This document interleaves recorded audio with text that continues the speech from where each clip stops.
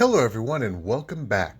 So last season my most popular video was how to destroy the CPU on All Madden, and I did in fact do two videos about that, one being a general description and another being a full gameplay.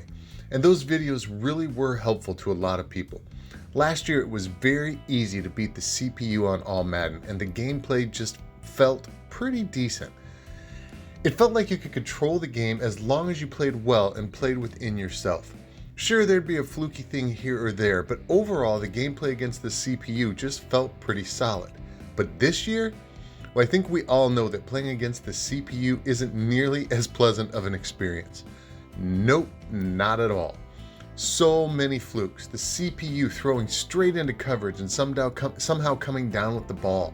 The CPU having like Brady-like vision, able to just dot you up so frequently no matter how well you play defense. And I have to admit, I have hated this game so much I took a full month away from even touching it. In fact, I haven't played a single game of Madden 25 in 2 months. So in these highlights, you might see that I'm a little rusty here with my user, but I did finally do it, you guys. I figured out how to literally destroy the CPU and how to get that old feeling of control back when you're on defense. Now my channel isn't just for competitive Madden players, it's a channel for both beginner and advanced, as well as people focusing on franchise. And this video is actually week 1 of my Bears franchise that I started up way over 2 months ago actually. So in this video, I was focusing on getting Caleb Williams some easy stats, getting some decent rushing stats, and limiting the opportunities for the CPU to even have the ball. And so I ran a ball-controlled dink and dunk offense. I also wanted to try out my new wide trips offset nasty offense, which worked out perfectly, by the way, for just chewing clock and getting some nice passing and rushing stats. So before we get into the game, and so not to waste everybody's time too much, for those of you who just want quick answers, I'm going to give you a quick breakdown here of exactly how to dominate the CPU on All Madden this year. And if that's all you want to see, then feel free to skip the rest of the video. And in fact, you're seeing some of the highlights here of how these tips really do work. But for most of you, I'm going to give you some more detailed breakdowns after this introduction and some tips here on how to basically, on top of the basic keys of being the CPU, how to dig a little deeper and literally just understand some of the nuances. So have fun watching the rest of the video if you want to. So without further ado, here are the key tips on how to literally destroy the CPU on All Madden in Madden 25 this year. Kickoffs. My recommendation is simply to play it safe and just kick the ball up the middle, hang back with your kicker, and as soon as a guy is about to shed, click on him and just clog space to get the tackle. It's just too easy for fluky stuff to happen on kickoffs this year, so don't screw around with it. Okay? Number 2, on defense. Run the 4-3 even 6-1 defense. If you want a breakdown of how to run this defense, keep watching the video all the way through, or you can go watch my recent video on the 2 best defenses to run against the CPU. But trust me, this defense shuts the computer down. Number 3, on offense. Run whatever you want. Offense is pretty dang easy in Madden this year, so any offense you want to run is perfectly fine. I will say this though.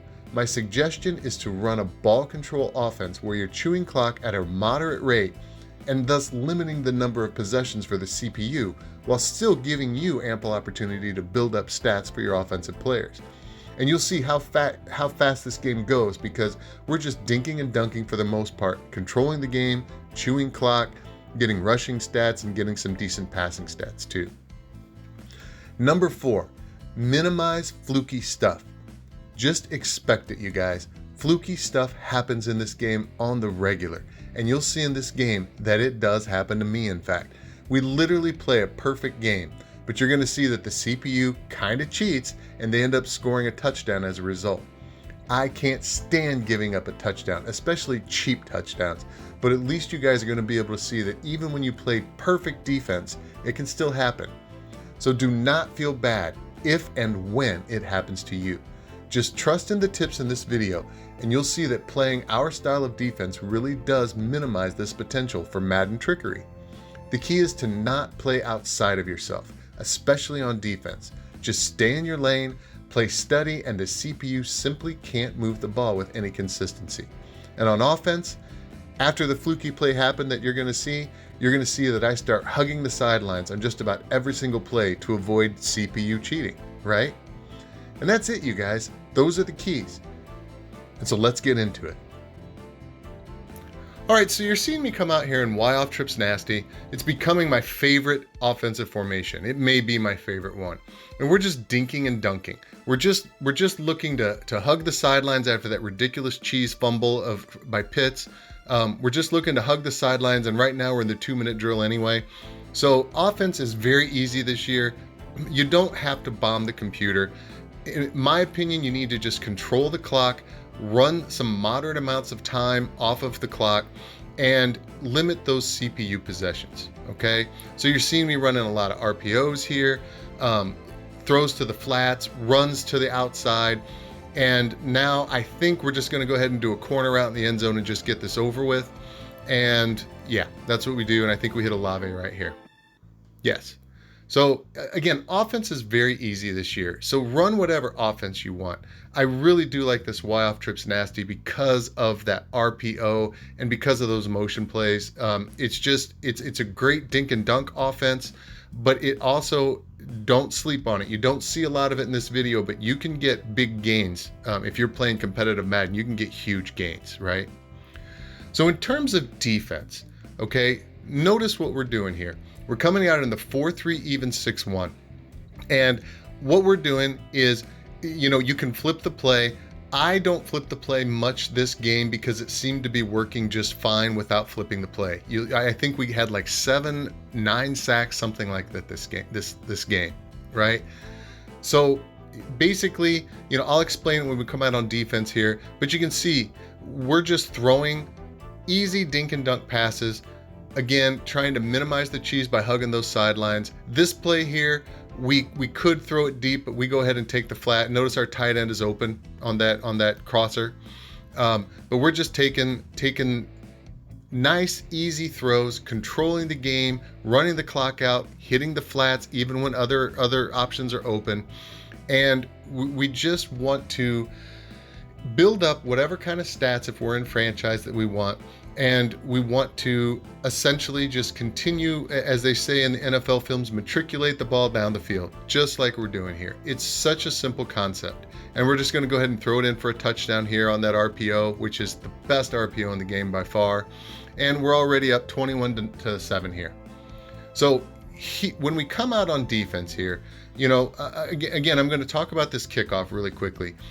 Kicking it off up the middle, I think, is the best play. You can kick it to the right or to the left, and you can force some fumbles, but it's high risk, high reward. That right there, that kickoff could have been actually broken big. So just keep it safe up the middle. So let's talk about defense here. 4-3 even 6-1. We come out immediately. We show blitz. We shift our line to the left.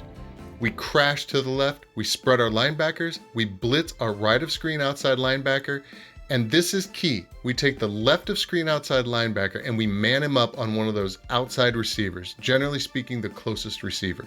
And that's all you have to do. And you'll notice I get all the adjustments off in this game. This will shut the computer down. And you see, it shuts the computer down. They score 1 touchdown in this entire game. That's pretty impressive. That touchdown was because of Madden cheese. That wasn't because they did anything, right? It was just Madden cheese and they got the ball in the red zone, right? And you see, now we're coming out an I-form slot. Great outside run, great RPO, and then if the outside is stacked, you can just flip the run to the inside and look at the kind of gains you can get.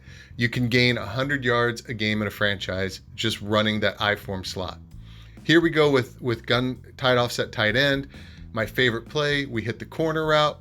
I'm just kind of showing you some really simple basic plays in this game that you can run consistently without worrying about interceptions, right? Without worrying about screwing up. So again, I think this is going to be a touchdown here. I'm pretty sure. Yeah, Kyle Pitts wide open, best RPO in the game. And let's go over the defense here. Okay. Again, we're going to kick off up the middle, and this time we really control it much better.